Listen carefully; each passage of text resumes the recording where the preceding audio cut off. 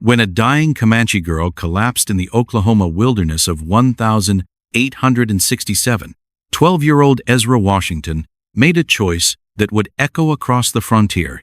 He gave her his grandmother's precious blanket, the only comfort he had left in a world that offered little kindness to a young black boy seeking freedom. 3 weeks later, as 2,000 painted warriors surrounded his settlement with war in their eyes, Ezra realized his simple act of mercy had set forces in motion that would either destroy everything he loved or prove that one blanket could change the fate of nations. But which would it be? The wagon wheels screamed against the rocks as they rolled through the Oklahoma Territory on that blazing August morning in 1867. 12-year-old Ezra Washington gripped the wooden sides so tight his knuckles turned white, watching the endless red dirt stretch out like a sea of rust under the angry sun. "Hold on back there," his father called from the driver's seat, wiping sweat from his dark face. The oxen snorted and strained against their heavy load, everything the Washington family owned packed into one creaking wagon. Ezra's stomach growled loud enough to wake the dead. They'd been eating nothing but hardtack and jerky for 3 days straight. His little sister Mercy sat next to him, her head drooping with the heat. She clutched a corn-husk doll that had seen better days, its yarn hair hanging in sad tangles. "Papa, when we gonna eat something real?" Mercy whined, her voice tiny and tired. "Soon as we find a good spot to camp," their father replied, but his voice didn't sound sure. Samuel Washington had been a slave until 2 years ago, when the war ended and set him free. Now he was trying to claim land out here where nobody knew his name or cared about his past. The wagon hit another bump, and Ezra's most precious thing nearly fell. Uthie's grandmother's patchwork blanket. He caught it just in time, pulling it close to his chest. The blanket was made of dozens of different fabric pieces, all sewn together with tiny, perfect stitches. Some squares were faded blue from old work shirts, others bright yellow from Sunday dresses that had seen happier times. "Grandmama made this with her own hands," Ezra whispered to himself, running his fingers over the soft cotton. She'd told him stories while she worked on it, sitting by the fire in their old cabin. Stories about brave people who helped others escape to freedom, about kindness being stronger than hate. The sun climbed higher, turning the air thick as soup. Ezra's shirt stuck to his back with sweat, and his mouth felt dry as sand. He watched his father's shoulders tense as they passed a group of buzzards circling overhead. "What you reckon they're looking at?" Ezra asked, pointing up at the big black birds. His father shook his head. "Don't know, son. Don't want to know." But Ezra's eyes followed the buzzards as they swooped down toward a cluster of cottonwood trees about a mile off the trail. Something was wrong over there. He could feel it in his bones. The wagon lurched to one side, and suddenly they heard a loud crack that echoed across the empty land. The whole wagon tilted like a ship in a storm, and all their belongings went sliding toward one corner. "Whoa there!" Samuel pulled hard on the reins, bringing the oxen to a stop. He jumped down and walked around to look at the wheels, his face growing darker with each step. "What's wrong, Papa?" Mercy asked, her voice shaking. Samuel kicked at the broken wheel, sending wood splinters flying. "Front wheels busted clean through. Hit a rock I couldn't see." Ezra climbed down from the wagon, his bare feet hitting the hot ground. The broken wheel looked like a mouth with half its teeth missing. Without it, they weren't going anywhere. "Can you fix it?" Ezra asked, though he already knew the answer from his father's face. "Not without proper tools and wood. We're stuck here till I can figure something out." Samuel took off his hat and wiped his forehead. "Might be here for days." The buzzards kept circling over those cottonwood trees, their shadows dancing on the ground like dark spirits. Ezra felt something pulling him toward those trees, like a rope tied around his middle. "I'm gonna go look for water," he announced, starting to walk toward the grove. "Don't go far," his father called after him, "and keep your eyes open. This ain't safe country for folks like us." Ezra nodded but kept walking. The patchwork blanket was still tucked under his arm, its familiar weight giving him courage. His grandmother had always said the blanket had special power, that it could tell when someone needed comfort. As he got closer to the trees, he could smell something different in the air, not just the dusty smell of the plains, but something else. Something that made his heart beat faster and his steps slow down. The cottonwoods provided blessed shade, and Ezra could hear the gentle sound of water running over stones. A small creek wound between the trees, probably fed by a spring somewhere upstream. He knelt down and cupped the cool water in his hands, drinking deeply. That's when he heard a soft sound like a kitten mewing. But there were no cats out here in the middle of nowhere. He followed the sound deeper into the grove, pushing aside low-hanging branches. And then he saw her. A girl about his own age lay crumpled against a fallen log, her dark hair spread out like spilled ink. She wore a buckskin dress decorated with tiny beads that caught the light filtering through the leaves. Her skin was bronze-colored, and Ezra knew right away she was Indian, probably Comanche, from the stories he'd heard. His first thought was to run. Every grown-up he'd ever known had told him terrible stories about Indians who scalped people and burned down whole towns. But when the girl's eyes fluttered open and looked at him, he saw something that stopped him cold. She was scared, just as scared as he was, maybe more. "Help," she whispered in English, the word coming out cracked and dry. "Please." Ezra's heart hammered in his chest like a woodpecker on a tree. He took a step back, then another. This could be a trick. Maybe there were warriors hiding in the trees waiting to grab him. But the girl tried to sit up and fell back down with a little cry of pain. That's when Ezra saw the blood on her dress, dark stains that looked fresh. She was hurt bad, and she was alone. "Water," she said, her voice barely a whisper. "Please." Ezra looked around the grove, half expecting painted warriors to jump out from behind every tree, but he heard nothing except the creek babbling over stones and the wind rustling the leaves overhead. He knelt down beside the creek and cupped his hands, bringing the cool water to her lips. She drank like someone dying of thirst, some of the water spilling down her chin. "Thank you," she breathed, closing her eyes for a moment. When she opened them again, they were clearer. "Ay, Mayana." "Ezra," he said, surprised to hear his own voice. "Ezra Washington." She tried to smile, but it came out more like a grimace. "You are black man?" "Black boy," he corrected, then wondered why that mattered. "You're Comanche?" She nodded, then winced, like the movement hurt. "My horse fell. I hit my head. Been here long time." Ezra could see a big purple bruise on her temple, and her left arm hung at a funny angle. She was in bad shape, probably had been lying here for hours or maybe even days. "Where's your people?" he asked, glancing around nervously. "Far," she pointed weakly toward the hills in the distance. "Hunting party. I rode too far ahead." A tear rolled down her cheek. "They think I am dead." Ezra's mind raced. If her people thought she was dead, they wouldn't be looking for her. She really was alone out here, just like he was. But she was also Comanche, and his father had told him stories about what happened when black folks and Indians crossed paths. Usually, it didn't end well for anybody. Still, looking at her lying there hurt and scared, all he could think about was his grandmother's words. "Kindness don't see color, child. It just sees need." "I got to get you some help," he said, standing up.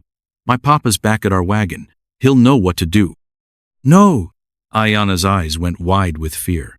"Your father. He will not help Comanche girl. He will. Leave me here."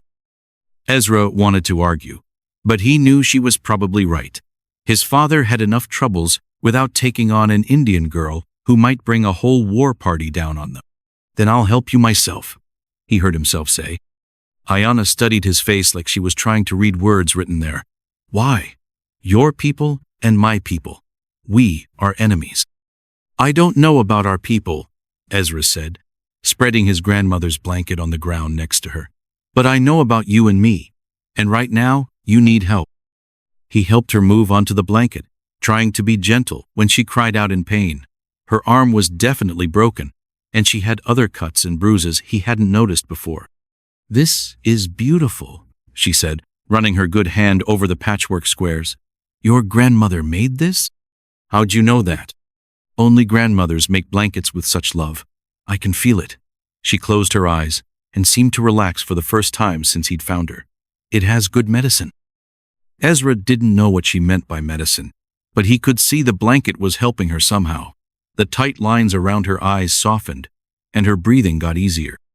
"I'll go get more water," he said, picking up his hat to use as a bucket, "and some food if I can find any." When he came back from the creek, Ayanna was sitting up straighter, the blanket wrapped around her shoulders like a colorful shawl. She looked less like she was about to die, and more like a regular girl who just happened to be Indian. "Tell me about your grandmother," she said as he helped her drink. So Ezra found himself sitting cross-legged on the ground, telling stories about a woman who had sewn freedom into every stitch of that blanket. He told her about the Underground Railroad, about hiding places and secret signals. He told her about his grandmother's gentle hands and her fierce heart. Ayanna listened with her eyes closed, nodding sometimes when he said something that seemed to make sense to her. When he finished, she was quiet for a long time. "My grandmother also told stories," she finally said, "about the time before the white men came, when the buffalo were thick as grass and the world was wide and free. They sat there in the shade of the cottonwoods, two kids from different worlds sharing the same patch of earth. And for a little while, the fear and the differences didn't matter as much as the simple fact that neither of them was alone anymore. The fever came like a wildfire just as the sun began to set, turning Ayanna's skin hot enough to burn.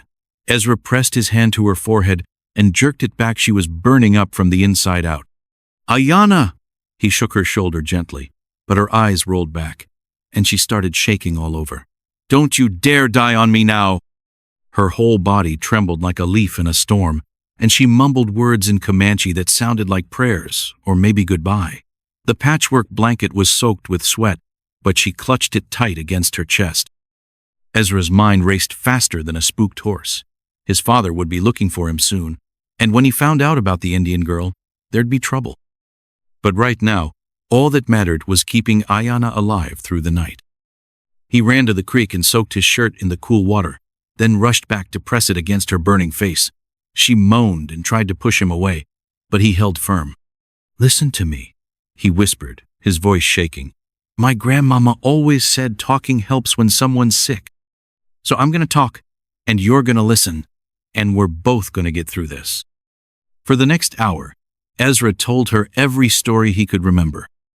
He talked about the time he caught a fish as big as his arm, about the day he learned to whistle, about the morning he woke up and found out he was free. His voice got hoarse, but he kept going.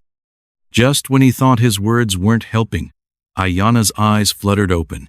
They were still bright with fever, but she was listening.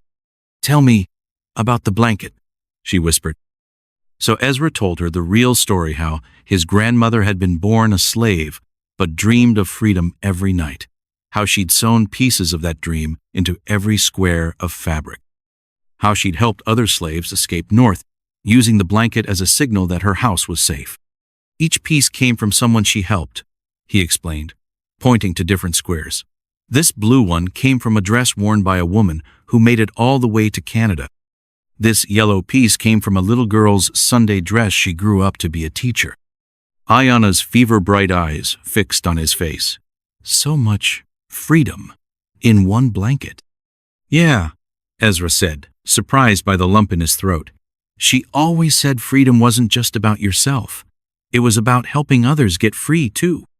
As the night wore on, Ayanna's fever rose and fell like waves on a beach.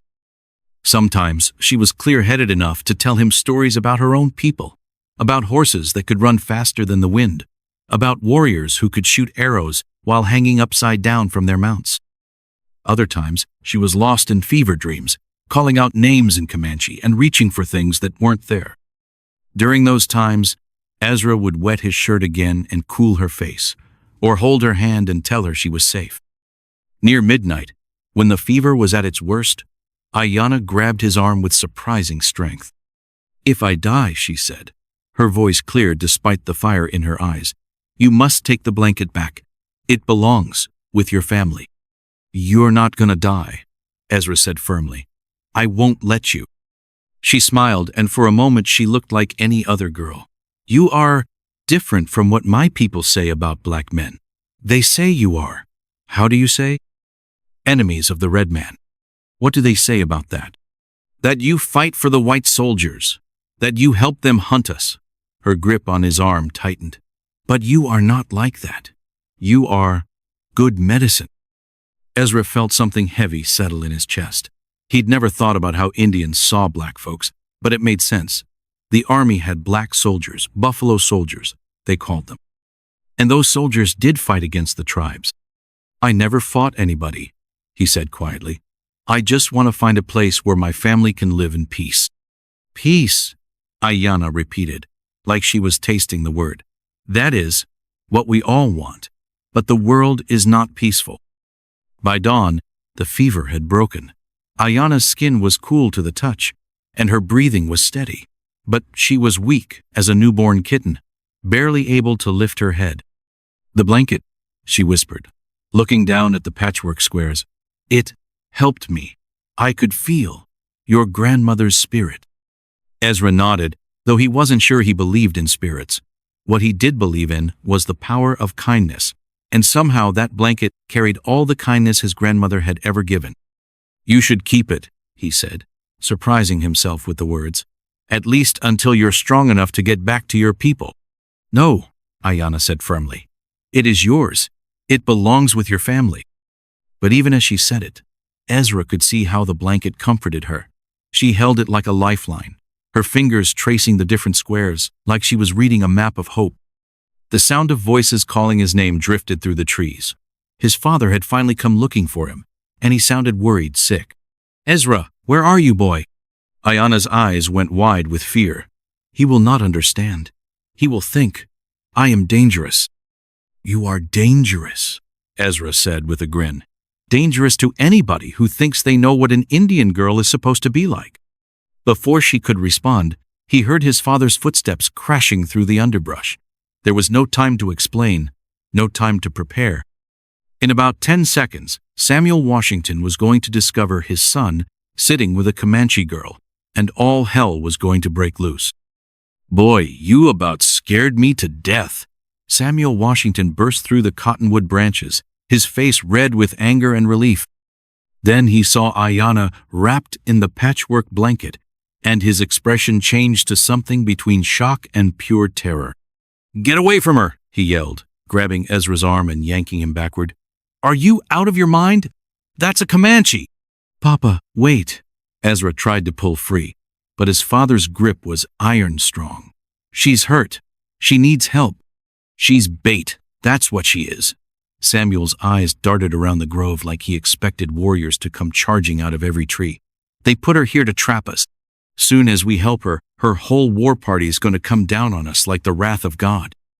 Ayanna struggled to sit up straighter, the blanket clutched around her shoulders. Despite her weakness, she lifted her chin with fierce pride. "I am not bait," she said in clear English. "I am Ayanna of the Antelope Band. My horse fell. I have been alone for 2 days." Samuel's mouth fell open. He hadn't expected her to speak English, and he certainly hadn't expected her to have such dignity, even while hurt and helpless. "Don't matter what you are," he said, but his voice was less certain now. "We can't get mixed up in Indian business. Come on, Ezra. We're leaving." "No!" Ezra planted his feet and refused to move. "We can't just leave her here to die." "Watch me," Samuel said grimly. "That girl's people have been raiding settlements all summer. They killed the Peterson family just last month, burned their house down with them inside. You think they're going to thank us for helping her?" "Maybe they will," Ezra said desperately. "Maybe if we show them kindness, they'll show us kindness back." His father laughed, but it was a bitter sound. "Son, you got a lot to learn about this world. Kindness don't stop bullets, and it don't stop scalping knives." Ayanna's face went pale at the mention of scalping, but she didn't back down. "My people do not scalp children," she said quietly. "We are not animals." "Could have fooled me," Samuel muttered, then caught himself. Even he seemed to realize that was too harsh. Ezra looked back and forth between his father and Ayanna, feeling torn in two. He understood his father's fear. They were alone out here, far from any help. If a war party really was looking for this girl, helping her could mean death for his whole family. But he also saw something in Ayanna's eyes that his father missed. She wasn't just some wild Indian from the stories. She was a person scared, hurt, and far from home, just like they were. "What if we're wrong?" Ezra asked quietly. "What if helping her is the right thing to do?" "And what if we're right?" Samuel shot back. "What if helping her gets your little sister killed? You willing to risk Mercy's life for a stranger?" The question hit Ezra like a punch to the gut. He loved his sister more than anything in the world, but he also remembered his grandmother's words about freedom not being just about yourself. "Grandmama would have helped her," he said finally. Samuel's face softened just a little. "Your grandmama was a brave woman, but she was also careful. She never took risks that could hurt her family. She hid runaway slaves in our house," Ezra pointed out. "That was risky. That was different. Those were our people." "So we only help people who look like us?" Samuel opened his mouth to argue, then closed it again. He looked at Ayanna, really looked at her for the first time. She was just a girl, barely older than his son, wrapped in a blanket that belonged to his family. "Why'd you give her the blanket?" he asked Ezra. "Because she was cold and scared, and it was the only thing I had to give." Ayanna spoke up then, her voice soft but clear. "Your son saved my life. The fever would have killed me without the blanket's medicine." "Medicine?" Samuel frowned. "It's just a blanket." "No," Ayanna said, shaking her head. "It carries the love of the woman who made it. I could feel her spirit helping me through the night." Samuel looked at his son, then at the girl, then at the blanket his mother had sewn with her own hands. He was quiet for a long moment, and Ezra could practically hear the wheels turning in his head. "Even if we wanted to help," Samuel said finally, "what could we do? We can't take you with us, that would be asking for trouble. And we can't stay here, we got our own problems to solve."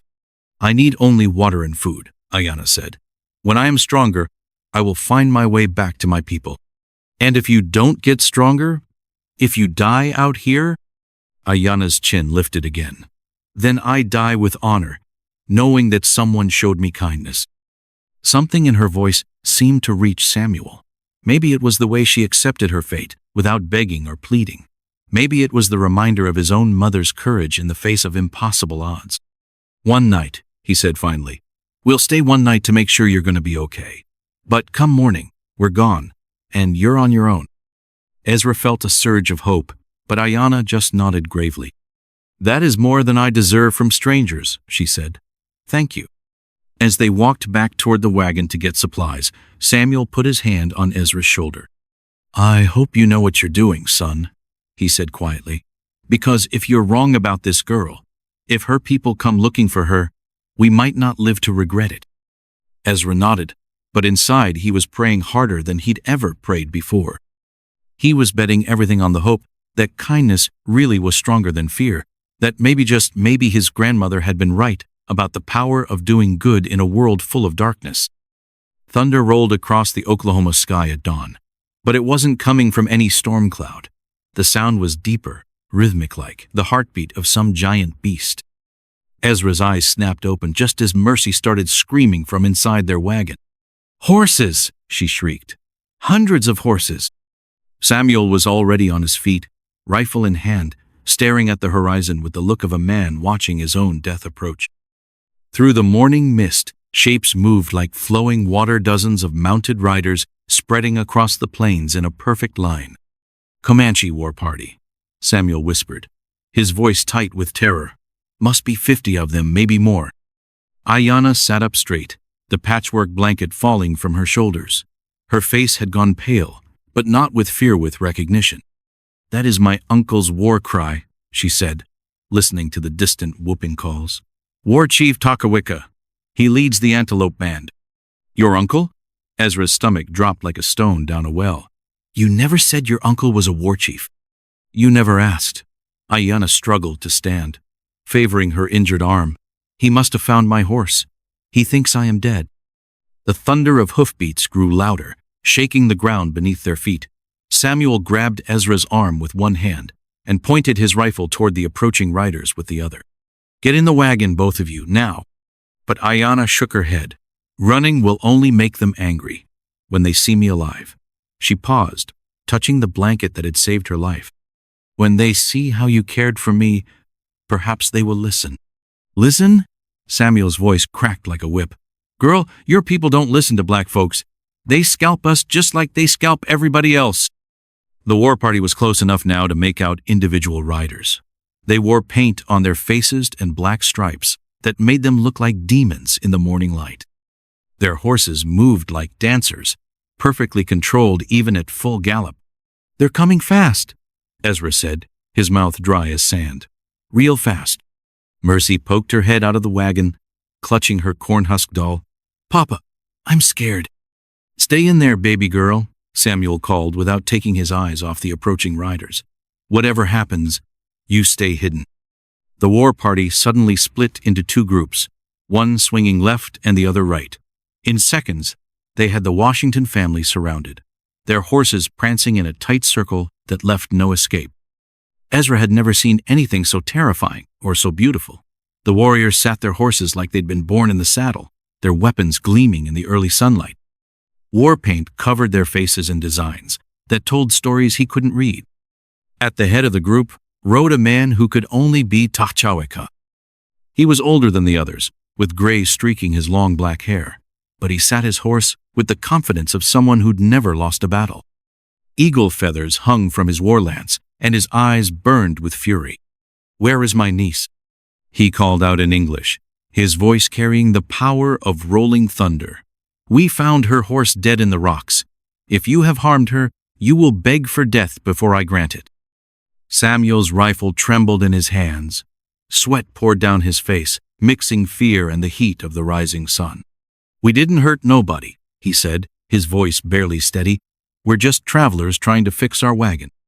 Tachchaweka's eyes narrowed as he scanned their small camp. Then Ayana stepped out from behind the wagon, still wrapped in the patchwork blanket, and every warrior went silent. Uncle, she said in Comanche, then switched to English so the Washingtons could understand. I live because of these people. The black boy gave me water when I was dying. He shared his blanket when fever tried to steal my spirit. The war chief's fierce expression didn't change, but Ezra caught something flicker in his eye, surprise, maybe even relief. You have been missing for 3 days, Tachchaweka said, dismounting from his horse with fluid grace. We mourned you as dead. I would have been dead without their kindness. Ayana held up the blanket, its bright patches catching the light. This carries strong medicine. It saved my life. Several of the younger warriors muttered among themselves, their hands resting on their weapons. One of them, barely older than Ezra, rode his horse closer. Uncle, they could be lying. Maybe they captured her, kept her as prisoner. Tachchaweka raised his hand for silence, his eyes fixed on his niece. Tell me everything. So Ayana told the story, how her horse had stepped in a prairie dog hole and fallen, throwing her against the rocks. How she'd crawled to the creek with a broken arm and a head full of pain. How Ezra had found her and stayed with her through the fever, sharing water and stories and the precious blanket. This boy, she said, pointing to Ezra, sat with me all night when death walked close. He could have left me to die, but he chose mercy instead. Tachchaweka studied Ezra with eyes that seemed to see straight through to his soul. You are young to show such wisdom, black boy. I'm not wise, Ezra said, his voice squeaking with nerves. I just did what felt right. What felt right? The war chief repeated the words like he was tasting them. Many men twice your age do not know what feels right. Samuel stepped forward, still gripping his rifle. Chief, we don't want any trouble. Your niece is safe, and she's free to go with you. We ask only that you let us continue on our way. Continue where? Tachchaweka asked. North, looking for land to claim, a place to build a home for my family. The war chief was quiet for a long moment, studying the broken wagon wheel, the meager supplies, the fear in their faces. You are escaped slaves, he said. It wasn't a question. Samuel's jaw tightened, but he nodded. We're free now, legal and proper. Free, Tachchaweka repeated, and something bitter crept into his voice. Yes, I know about the black man's freedom. My people have watched your buffalo soldiers hunt us across these plains. We have seen your bluecoats at Sand Creek, at Washita River. Ezra felt the weight of history pressing down on them like a lead blanket. The Buffalo Soldiers were black cavalry troops who fought for the army. To the Comanche, they were just another enemy wearing blue uniforms. "We're not soldiers," Ezra said quickly. "We never fought anybody. We just want to live in peace." "Peace." Tahawika smiled, but it wasn't a happy expression. "Your people and my people, we both know the price of the white man's peace." One of the young warriors rode closer, his war paint making him look fierce as a demon. "Uncle, why do we talk? They are trespassers on our land. We should—" "Enough, Red Hawk." The war chief's voice cut like a blade. "You forget yourself." Red Hawk's face flushed with anger, but he pulled his horse back. Ezra could feel the tension crackling between the warriors like lightning before a storm. Tahawika turned back to Ayana, speaking in rapid Comanche. She answered in the same language, her voice growing stronger with each word.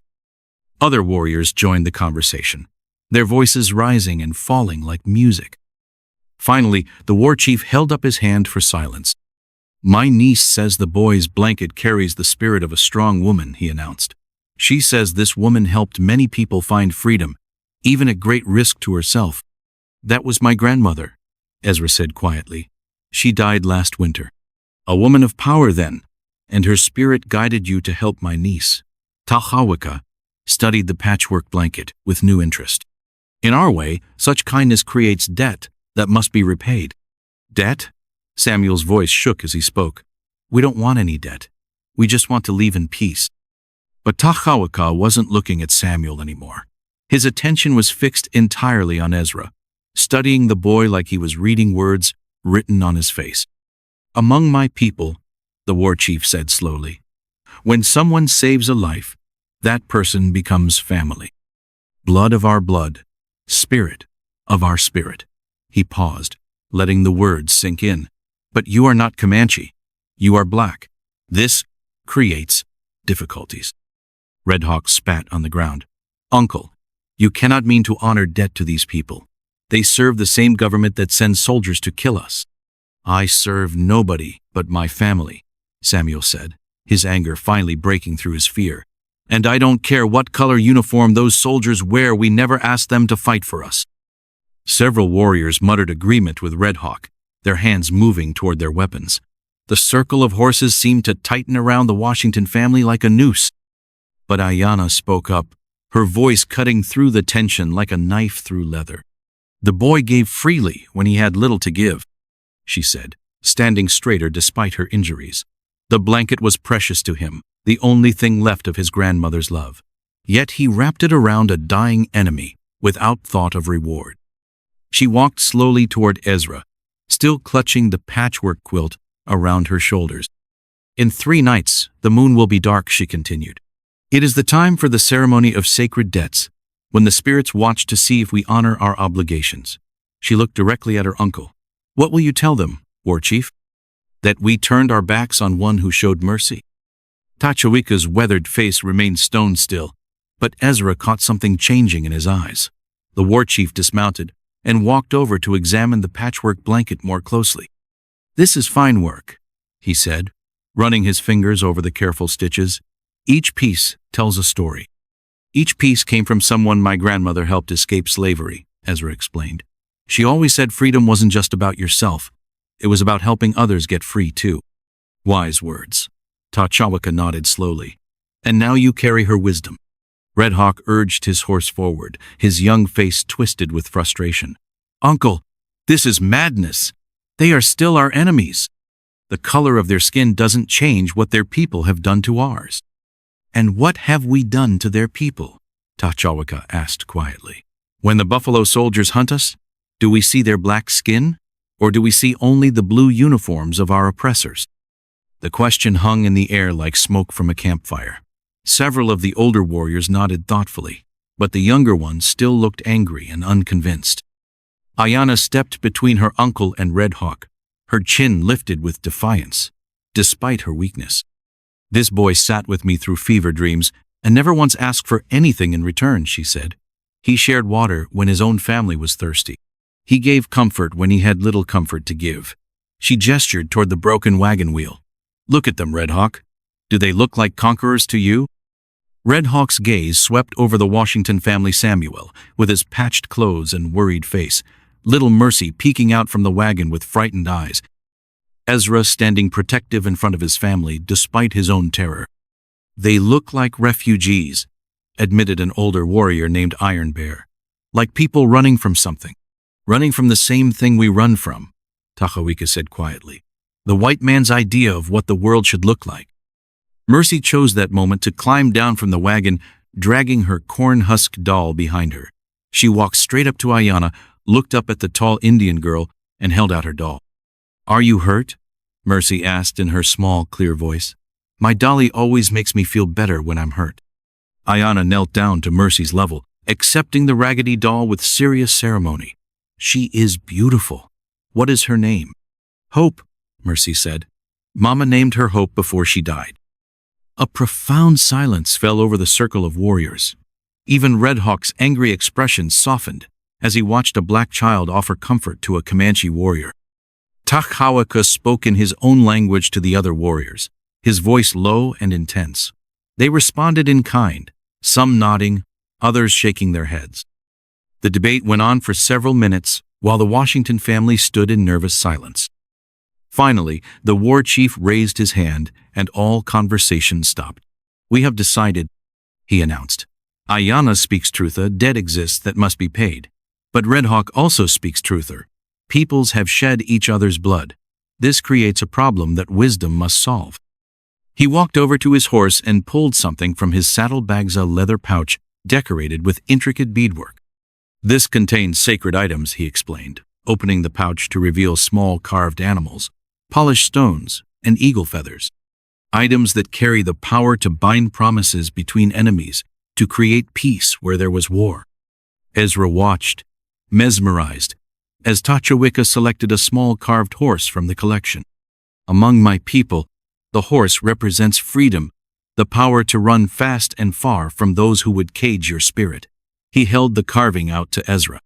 "I give you this as a sign that you and your family travel under Comanche protection. Any warrior who sees this token will know you are friends to the Antelope Band." Samuel's mouth fell open. "You're giving us protection?" "More than that," Tachawika said solemnly.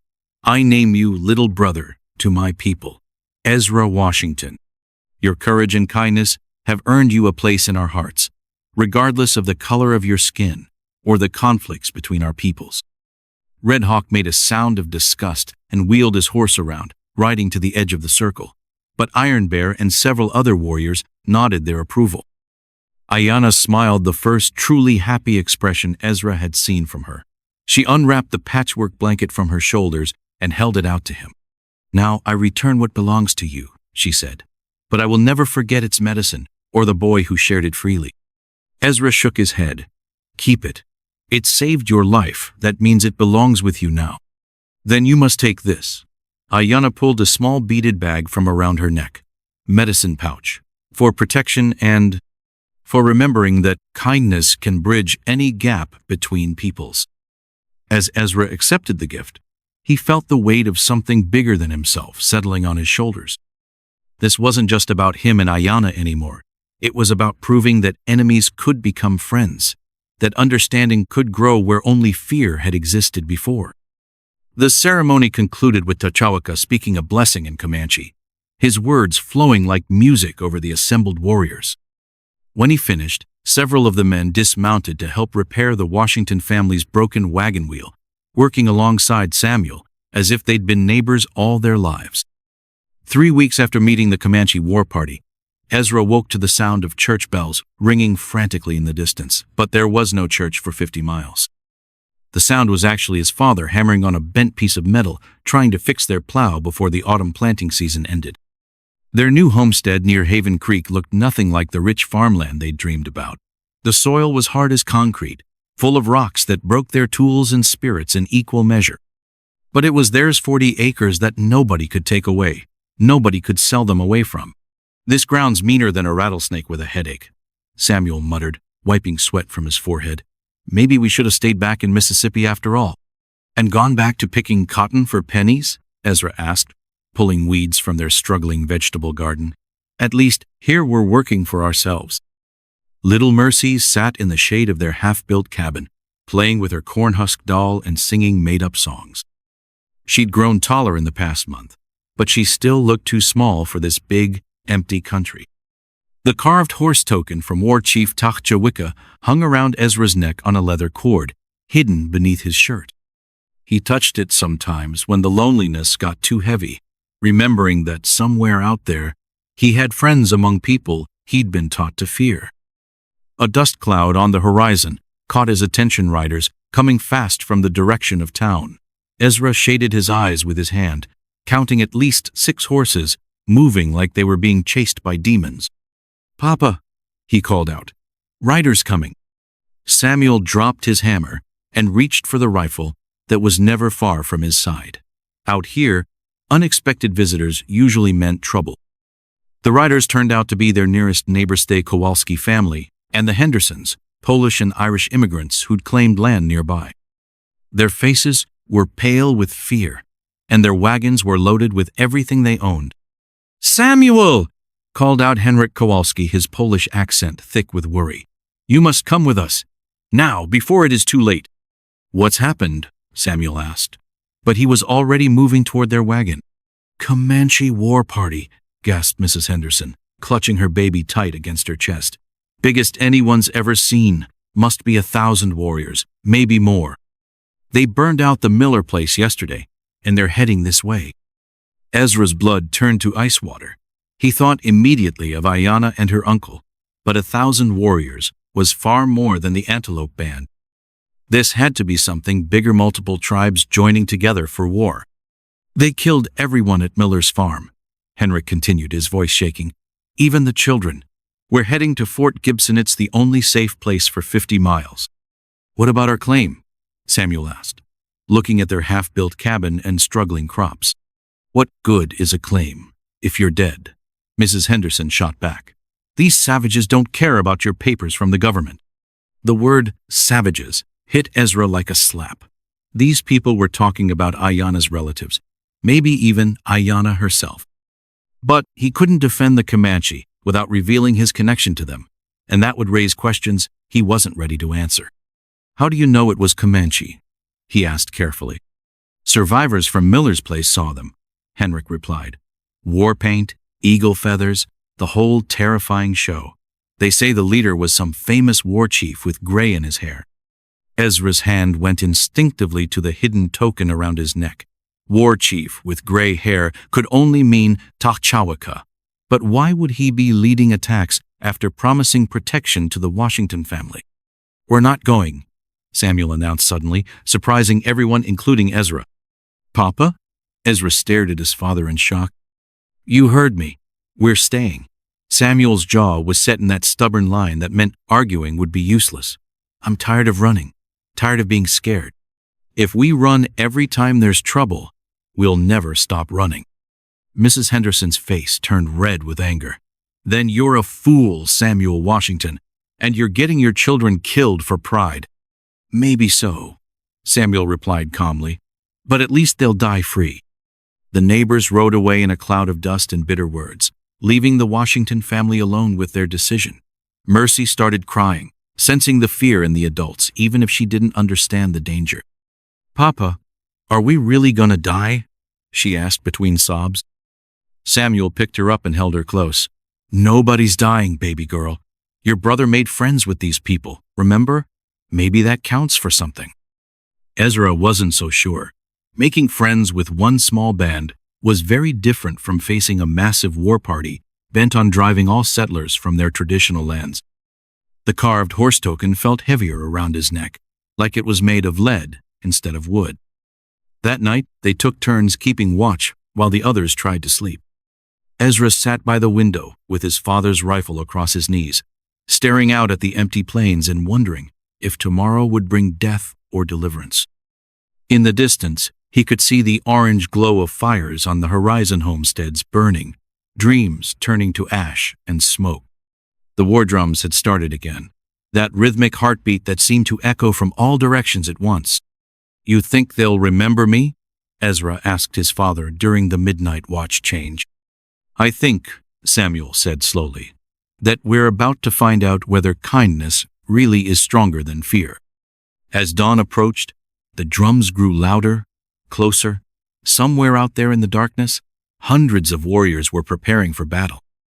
And the Washington family, 3 black homesteaders, with 40 acres of hard ground and a handful of hope, stood directly in their path.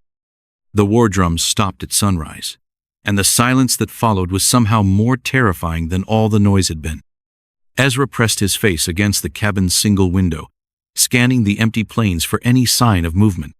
"I see them," he whispered, his voice tight with fear. They came like a living wave across the grassland, not hundreds of warriors, but thousands. The morning sun glinted off spear points and rifle barrels, and their war cries echoed across the plains like the voices of angry spirits. Painted horses danced beneath painted riders, and eagle feathers fluttered in the wind like dark prophecies. Samuel stood beside his son, rifle ready but hands shaking. "Sweet Jesus," he breathed. "There's got to be 2,000 of them." Little Mercy huddled in the corner with her doll, humming softly to herself. She was too young to understand that they were probably looking at the last sunrise they'd ever see. The massive war party spread out as it approached, forming a circle that surrounded the little homestead completely. There was no escape, no place to run. The Washington family was trapped like mice in a grain barrel. At the head of the approaching force rode a figure Ezra recognized: War Chief Tahawika, his gray-streaked hair flowing behind him like a banner. But his face was painted for war now, red and black stripes that made him look like a demon from hell. Beside him rode Ayanna, and Ezra's heart jumped with hope. She was still wearing the patchwork blanket over her shoulders, its bright colors standing out against the sea of war paint and weapons. "That's her," Ezra said urgently. "That's Ayanna, the girl I helped, and her uncle, the war chief."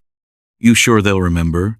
Samuel asked, not taking his eyes off the approaching warriors. "We're about to find out." The circle of warriors tightened around their cabin, but they didn't attack. Instead, they waited with the patience of predators, their horses prancing and snorting in the morning air. Tahawika raised his war lance, and instantly every warrior fell silent. His voice boomed across the homestead, speaking in English so the family could understand. "Come out, little brother. Show yourself, and let us see if the friendship we forged still burns bright." Ezra's heart hammered against his ribs like a woodpecker on a tree. This was the moment of truth. Either the carved horse token around his neck meant something, or it was just a piece of wood that couldn't stop bullets. "Stay here," he told his family, moving toward the door. "No," Samuel grabbed his arm. "It could be a trick."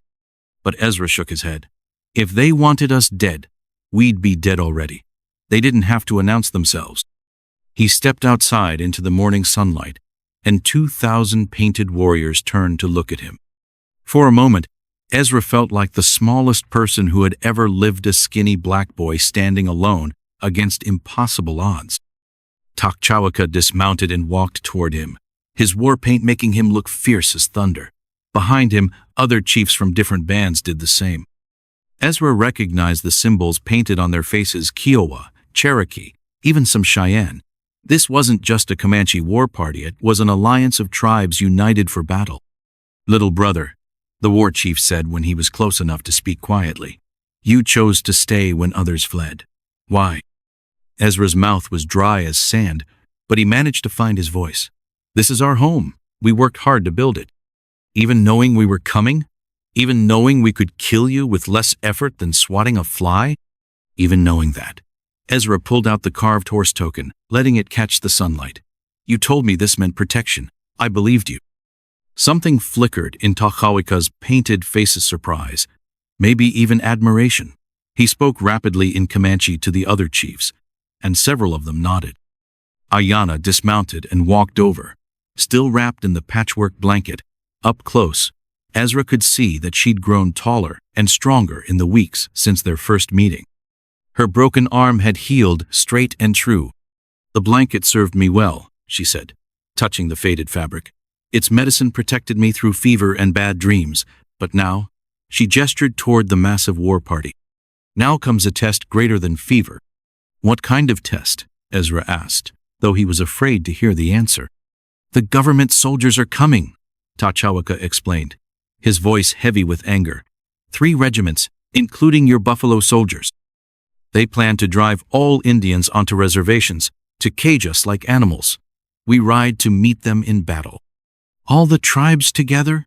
Ezra looked around at the painted faces, recognizing war paint from half a dozen different peoples. "All the tribes together," confirmed a Kiowa chief, with scars across his cheek. "For the first time in memory, we fight as one people against our common enemy." Ezra felt the weight of history pressing down on him. This was bigger than just a raid or a skirmish. This was war on a scale that could change everything. "Where do we fit in?" he asked quietly. "That depends," said a Cherokee chief with silver hair. "Are you with the black soldiers who hunt us? Or are you with the family who showed mercy to a dying girl?" The question hung in the air like smoke from a campfire. Ezra understood now why the warriors had surrounded his homestead, not to attack, but to ask a question that could only be answered with complete honesty. "We never fought anybody," he said finally. "We just want to live in peace." "Peace," Takawika repeated, and his painted face grew sad. "There will be no peace for any of us until this matter is settled. The soldiers come, whether you join them or not. The question is, will you stand with those who showed you kindness, or with those who share your skin color but not your heart?" Red Hawk, the young warrior who had opposed helping the Washington family, rode his horse closer. "Uncle, why do we even ask? They are black. When the battle comes, they will fight for their own people." "Will you?" Ayanna asked Ezra directly. "When you see buffalo soldiers fighting against my people, which side will your heart choose?" Ezra looked back at his cabin, where his father and sister waited in fear. Then he looked at the thousands of warriors surrounding them, painted for war but offering him a choice instead of simply taking his life. "I choose the side that believes in keeping promises," he said quietly.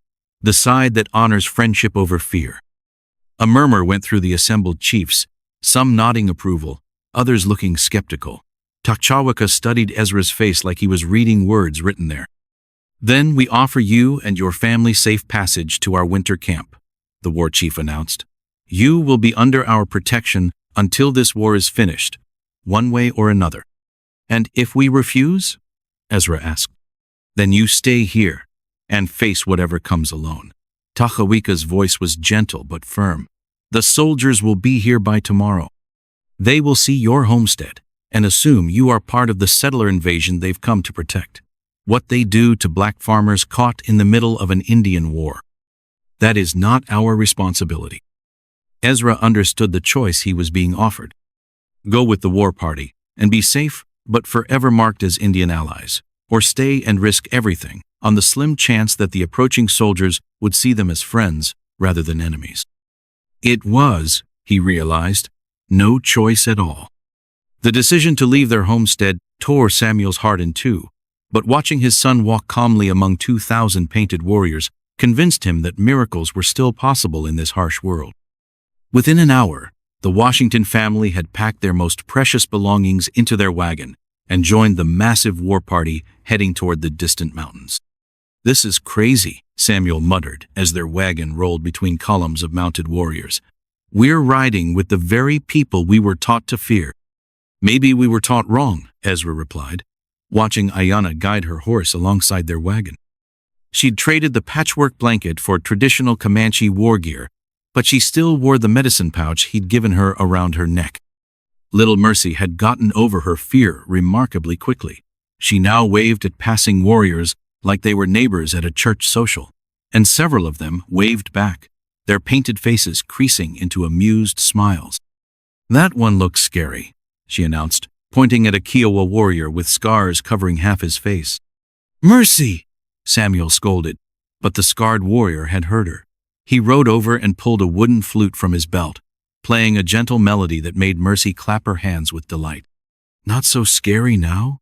Ayanna asked in English, smiling at the little girl's wonder. As the day wore on, Ezra began to understand that this wasn't just a war party, it was an entire way of life on the move. Women and children rode alongside the warriors, driving herds of horses and carrying the belongings of multiple tribes. Dogs ran between the horses, and children played games while riding bareback with the skill of circus performers. "How many people are here?" Ezra asked Iron Bear, the older Comanche warrior who had helped fix their wagon wheel. "More than have ever gathered before," Iron Bear replied proudly. "Comanche, Kiowa, Cheyenne, some Cherokee, even Apache from the south, perhaps 3,000 souls, all united against our common enemy." The number took Ezra's breath away. He'd never imagined so many Indian people could exist, let alone work together.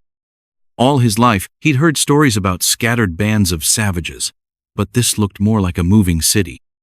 As evening approached, the massive group made camp in a valley surrounded by low hills. Within minutes, hundreds of teepees sprouted from the ground like mushrooms after rain. Cooking fires began to twinkle like earthbound stars, and the air filled with the sounds of laughter, conversation, and children playing. "Where do we fit in all this?"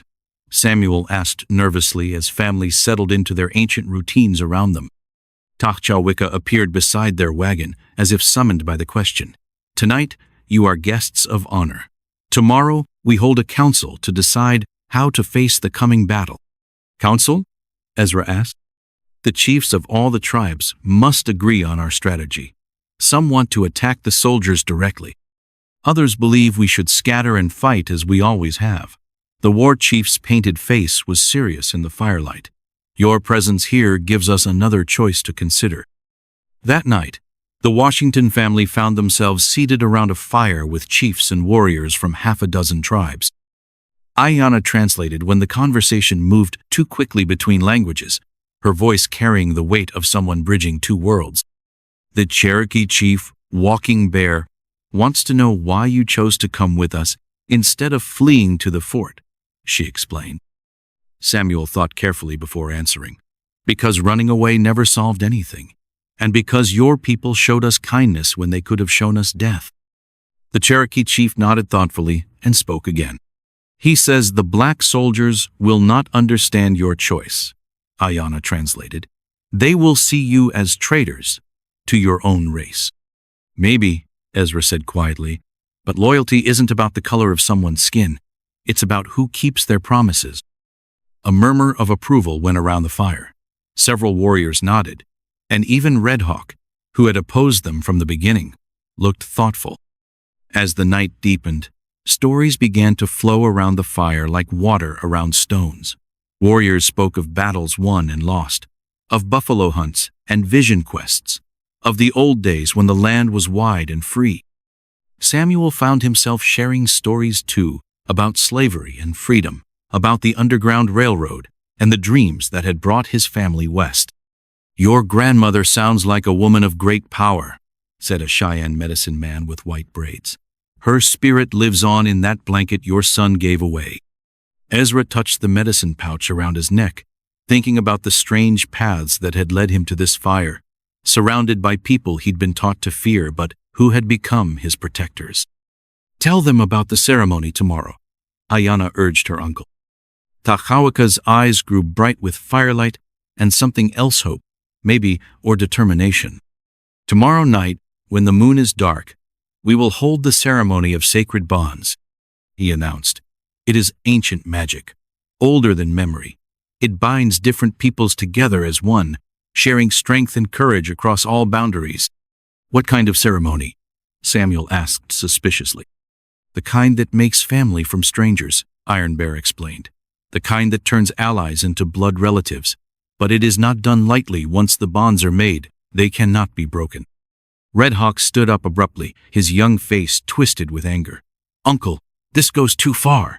To make the black family true relatives, it has never been done. It breaks all tradition." "All tradition is broken already," Tachchawicka replied calmly. "The old ways are dying. If we want our people to survive, we must find new ways to build strength." The argument that followed was fierce and fast, conducted mostly in Comanche and Cherokee with occasional bursts of English. Ezra caught enough to understand that the tribes were deeply divided about, including his family, in their most sacred ceremony. Finally, Ayanna stood up, still wearing the patchwork blanket over her shoulders like a badge of honor. "I speak for the women," she announced. her voice carrying across the fire. "This boy saved my life when he could have walked away. His family chose to trust us when they could have fled to safety. If that is not worthy of our highest honor, then what is?" The fire crackled in the silence that followed. Somewhere in the distance, a night bird called out its lonely song. The fate of the Washington family, and maybe the fate of the coming battle, hung in the balance of that moment. Dawn brought the thunder of approaching hoofbeats, but this time it wasn't from their own warriors. A scout came racing into camp, his horse lathered with sweat, and his face grim with news that would change everything. "Soldiers," he called out in Comanche, then switched to English for the benefit of the Washington family. 3 columns, maybe 800 men total. Buffalo soldiers with the 10th Cavalry, plus white troops from Fort Gibson. Ezra's stomach dropped like a stone down a well. 800 trained soldiers against 3,000 warriors sounded like good odds, but he'd heard stories about what Army rifles could do to mounted attackers. Tachchawika was already moving, calling out orders in multiple languages. The peaceful camp transformed into a hive of activity as warriors checked their weapons and families began preparing for either victory or exile. "How far?" the war chief demanded. "Half a day's ride," the scout replied. "They're moving slow, staying in formation, but they'll be here before sunset." Samuel grabbed Ezra's arm, his face pale with sudden realization. "Son, if those Buffalo soldiers see us here, they'll think we're prisoners," Ezra finished. "Or worse, they'll think we've turned traitor." Ayana appeared beside them, no longer wearing the patchwork blanket but dressed for war in traditional Comanche clothing. War paint covered her face in intricate designs that told the story of her recent vision quest. "The ceremony must happen now," she said urgently, "before the battle. If we wait, there may be no chance." "What ceremony?" Samuel asked, but Tachchawika was already giving orders for the tribal circle to be formed. Within minutes, representatives from all the tribes had gathered in a huge circle around a central fire. The Washington family found themselves standing in the middle, surrounded by hundreds of painted faces that reflected the dancing flames. "This is the ceremony of sacred bonds," Tachchawika announced, his voice carrying to every corner of the circle. In the old days, when different tribes needed to unite against common enemies, this ritual made them family. Blood of one became blood of all. A Kiowa medicine man stepped forward, carrying a sacred pipe decorated with eagle feathers and bear claws. He spoke in his own language, then repeated the words in English. "Today we face soldiers who would cage our spirits and steal our children. But we also face a choice: do we fight alone as separate peoples, or do we fight together as one great family?" The pipe passed from hand to hand around the circle, each person taking a ritual puff and speaking words of commitment. When it reached Samuel, his hands shook as he accepted the sacred object. "I don't know your ways," he said honestly, "but I know courage when I see it, and I know kindness when it's shown to me. If this ceremony makes us family, then I'm proud to call you brothers and sisters." Little Mercy tugged on her father's sleeve. "Papa, what's happening?" "We're becoming part of something bigger than ourselves, baby girl," Samuel explained softly. When the pipe reached Ezra, he felt the weight of history in his hands. This wasn't just about his family anymore. It was about proving that different peoples could unite when they shared common values. "My grandmother always said freedom meant helping others get free too," he said, his young voice carrying clearly in the still air. "If fighting alongside you helps keep your people free, then that's what we'll do." The ceremony concluded with each tribal leader placing a hand on the Washington family's shoulders, speaking words of adoption in their native languages. Ezra felt something profound shift inside him, like doors opening in his heart to rooms he'd never known existed. But their moment of unity was shattered by the sound of bugles in the distance, the unmistakable call of approaching cavalry. "They're early," Iron Bear muttered, shading his eyes to look toward the hills. Dust clouds on 3 horizons confirmed the scouts' report. The army was approaching from multiple directions, trying to surround the Indian camp before attacking. "Classic cavalry tactics," Samuel observed grimly. "They'll try to box us in, then charge from all sides at once." Tachchawika turned to him with interest. "You know military strategy?" "I was a slave on a plantation near Gettysburg," Saw plenty of battles during the war. Samuel's voice was heavy with old memories. The trick is to never let them complete the encirclement. The war chief's eyes lit up with sudden understanding. You could help us fight your own people? It was a question that cut to the heart of everything. Samuel looked at his son, then at little Mercy, then at the hundreds of warriors who had just sworn to protect his family. They stopped being my people the moment they decided to solve problems with bullets instead of words, he said quietly. Red Hawk, who had opposed the Washington family from the beginning, stepped forward with his war paint fresh and bright. If the black man fights beside us, he said formally, then I withdraw my objections to this alliance. Any warrior brave enough to face his own race in battle has earned my respect. The sound of bugles grew louder, and now they could see individual riders on the distant hills. The buffalo soldiers of the 10th Cavalry sat their horses with military precision, their blue uniforms dark against the sky. Ezra, Ayanna said urgently, there's something you should know about the ceremony we just performed. What? Her painted face was serious as death. According to our laws, you are now my brother in all ways that matter. If you die in this battle, I die with you. If you live, we both carry the responsibility of keeping our peoples united. The weight of that responsibility settled on Ezra's shoulders like a blanket made of lead. He was no longer just a 12-year-old boy trying to help his family survive. He was now a symbol of something much larger, a bridge between worlds that had been at war for generations. The bugles sounded a final call, and 800 soldiers began their charge down the hillsides, their battle cries echoing across the valley like thunder. The greatest Indian alliance in history was about to face its first and possibly final test, with a black family standing at the center of a conflict that would determine the fate of the frontier. As warriors mounted their horses and took up their weapons, Ezra realized that the next few hours would either prove that different peoples could fight together as one, or that some boundaries were simply too wide to bridge. The carved horse token around his neck felt warm against his skin, carrying with it all the hope and fear of two civilizations on the edge of war. The first rifle shot cracked across the valley like breaking thunder, and suddenly the world exploded into chaos as 800 cavalry soldiers charged down the hillsides in perfect formation. But instead of the massacre everyone expected, something impossible happened. A single rider broke away from the buffalo soldiers and came galloping straight toward the center of the Indian camp. "Hold your fire!"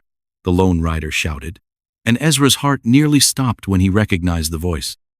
It was Sergeant Major Joshua Williams of the 10th Cavalry, a man who had visited their old plantation during the war, a man who knew the Washington family personally. "Joshua," Samuel called out, stepping forward despite the danger. "What in God's name are you doing here?" The black cavalry sergeant pulled his horse to a stop just yards from the assembled war chiefs, his blue uniform dusty from the hard ride. Behind him, the other soldiers had halted their charge, waiting to see what would happen. "I could ask you the same thing, Samuel Washington," Joshua replied, his voice heavy with disbelief. "When we got reports of a black family riding with hostiles, I prayed to God it wasn't you." Tachawicca stepped forward, his war paint making him look fierce as a demon. "You know this soldier, little brother?" He was a friend," Ezra said carefully, unsure how to explain the complicated history between black soldiers and escaped slaves.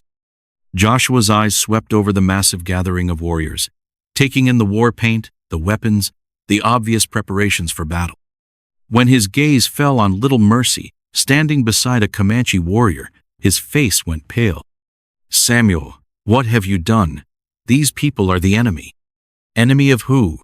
Samuel shot back, anger flaring in his voice. "Enemy of the government that kept us in chains? Enemy of the army that's trying to cage free people just like we used to be caged?" "We're soldiers," Joshua protested. "We swore an oath to protect settlers, to keep the peace." "Whose peace?" Iron Bear asked in perfect English, surprising the sergeant. "The peace of people who steal our children and send them to schools that beat the Indian out of them? The peace of reservations that are really just prisons with different names." A tense silence fell over the confrontation. Behind Joshua, The other cavalry officers were growing restless, their horses prancing with nervous energy. The moment balanced on a knife's edge between words and war. Ayanna stepped forward, still wearing her war paint but speaking with quiet dignity. "Sergeant, I am Ayanna of the Comanche people. 3 weeks ago, I was dying alone in the wilderness. This family," she gestured toward the Washingtons, "saved my life when they could have walked away." That's very noble," Joshua said uncomfortably. "But it doesn't change the fact that they're harboring fugitives and enemy combatants." "Fugitives from what?" Ezra asked, his young voice cutting through the tension like a blade. "We're not running from the law. We're not criminals. We're just people trying to live free." Joshua's expression softened as he looked at the boy he'd watched grow up from a child. "Ezra, son, you don't understand what's at stake here. There are 300 settlers at Fort Gibson, families with children, if this war party attacks." "We're not attacking anyone," Tahowika interrupted. "We're defending ourselves against an army that came to force us onto reservations." "It's the law," Joshua shot back. "Congress passed the Indian Removal Act. All tribes have to relocate to designated territories. And if we refuse, then we have orders to use force." The admission hung in the air like smoke from a gun barrel. Everyone understood now that this confrontation could only end one way, with blood. But Little Mercy chose that moment to walk over to Joshua's horse, looking up at the mounted soldier with innocent curiosity. "Are you really going to hurt my new friends?" she asked in her clear, small voice. Joshua looked down at the child, and Ezra saw something crack in the soldier's professional composure. We don't want to hurt anyone, little girl. We just want everyone to follow the law." "Even if the law is wrong?" Mercy asked. It was such a simple question, asked with such pure innocence, that it struck everyone like a physical blow. Joshua's mouth opened and closed without sound, like a fish gasping for air. Red Hawk, who had been silent through the entire confrontation, suddenly urged his horse forward. "Enough talk. This soldier admits they come to cage us like animals. Let us show them what happens to those who try to steal Comanche freedom." Several young warriors shouted agreement, raising their weapons and preparing to charge. The moment was about to explode into violence that would leave hundreds dead on both sides. But Ezra stepped directly between the two forces. A skinny 12-year-old boy, standing alone in the space between peace and war. "Wait," he shouted, his voice cracking with emotion. "There's got to be another way." "Move aside, little brother," Red Hawk called out. "This is warrior business." "No." Ezra stood his ground, even as horses and armed men pressed close around him. "My grandmother always said, the bravest thing you can do is choose hope when everyone else chooses fear." He pulled out the carved horse token that Tahowika had given him, holding it up so both sides could see it clearly. "This token means I'm under Comanche protection," he announced. "But I'm also an American citizen with rights under the law. Doesn't that make me something new? Someone who belongs to both worlds?" Joshua stared at the token, understanding dawning on his face. "You're claiming dual citizenship?" "I'm claiming the right to be who I choose to be, not what other people say I have to be." Ezra's voice grew stronger with each word. "And I choose to stand with people who honor their promises over people who break them." A murmur went through both group soldiers and warriors alike, recognizing the profound challenge in those simple words. Tahowika dismounted and walked over to stand beside Ezra, placing a protective hand on the boy's shoulder. "This child speaks wisdom beyond his years. Perhaps it is time for both our peoples to listen." "Listen to what?" Joshua asked, but his voice had lost its hostile edge. "To the possibility that there might be a third choice," Ayanna said, joining them in the space between the armies. "Something other than war or surrender." The late afternoon sun cast long shadows across the valley, as two civilizations stood poised on the edge of either catastrophe or miracle. Behind the cavalry, more soldiers were arriving, white troops from Fort Gibson, with artillery pieces that could devastate the Indian camp. Behind the warriors, families with children watched and waited to see if their men would come home alive. Everything now depended on whether a black cavalry sergeant could find the courage to listen to a 12-year-old boy who had somehow become the bridge between two worlds at war. The standoff stretched through the longest hour of Ezra's life, with 800 soldiers facing 3,000 warriors, while the fate of both peoples hung in the balance. Then, a new voice cut through the tension. Colonel Marcus Reed of the 7th Cavalry, riding up with his white officers, and a face full of fury. "Sergeant Williams, what is the meaning of this delay? Why haven't you dispersed these hostiles?" Joshua straightened in his saddle, but his eyes remained fixed on the Washington family. "Sir, we have a complicated situation here. There are civilians involved." "Civilians?" Colonel Reed's gaze swept over the Indian camp with obvious disgust. "I see nothing but savages and their sympathizers. We have our orders: clear this territory by any means necessary." Takawika stepped forward, his war paint gleaming in the fading sunlight. "Colonel, I am War Chief Takawika of the Comanche people. We seek only to protect our families and our way of life." "Your way of life is over," Reed replied coldly. "Congress has spoken. You will relocate to the reservation or be removed by force. And if we choose to fight, then you'll be destroyed." The colonel's hand rested on his saber hilt. "I have artillery, superior numbers, and the authority of the United States government." Ezra felt the moment slipping away from them, felt the careful peace he'd helped build crumbling like sand. But then he remembered something his grandmother had told him about the power of truth spoken at the right moment. "Colonel Reed," he called out, his young voice somehow carrying across the entire valley. "I'm Ezra Washington, and I'm an American citizen. These people saved my family's lives. Doesn't that mean something?" Reed's cold gaze fixed on him. "It means you've been deceived by savages, boy. They're using you as a human shield." "No, sir," Ezra replied firmly. "They made me family. In their most sacred ceremony, they adopted us as blood relatives. That makes this a family matter, not a military one." A murmur went through both armies as the implications sank in. Joshua Williams looked stunned, while several of the white officers began muttering among themselves. "Adoption by hostiles doesn't change your citizenship," Reed snapped. "If anything, it makes you a collaborator. Or," said a new voice from behind the soldiers, "it makes him a diplomat." Everyone turned to see a man in civilian clothes riding toward them, someone Ezra didn't recognize but who clearly carried authority. The soldiers parted to let him through, and Colonel Reed's face went pale. "Commissioner Patterson," Reed said stiffly, "I wasn't expecting you." "Obviously," Patterson replied dryly. He was a thin man with graying hair and intelligent eyes that seemed to take in everything at once. "I came as soon as I heard about the boy who'd been adopted by the Comanche. Quite an unusual situation." "Sir, with respect, we have clear orders to relocate these tribes." "Yes, but we also have laws about due process and the rights of citizens." Patterson dismounted and walked directly toward Ezra, showing no fear of the surrounding warriors. "Young man, is it true that you were formally adopted by Chief Takawika?" "Yes, sir," Ezra replied. "In the ceremony of sacred bonds, my whole family was." "Fascinating." Patterson pulled out a leather notebook and began writing. "And you chose this adoption freely? No coercion?" "They saved our lives twice," Samuel spoke up. "Once when our wagon broke down, and again when this army came looking for a fight." Commissioner Patterson studied the massive gathering with new interest. "Chief Takawika, how many people are in this alliance?" "Nearly 3,000 souls," the war chief replied proudly, "all united to resist forced removal.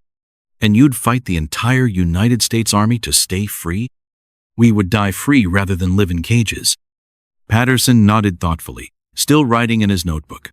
Around them, tension crackled like electricity before a storm as both sides waited to see what this civilian authority would decide. "Colonel Reed," Patterson said finally, "I'm invoking my authority as Indian Commissioner to halt military action pending a full investigation." "Sir, that's not a request, Colonel. Stand down your troops immediately."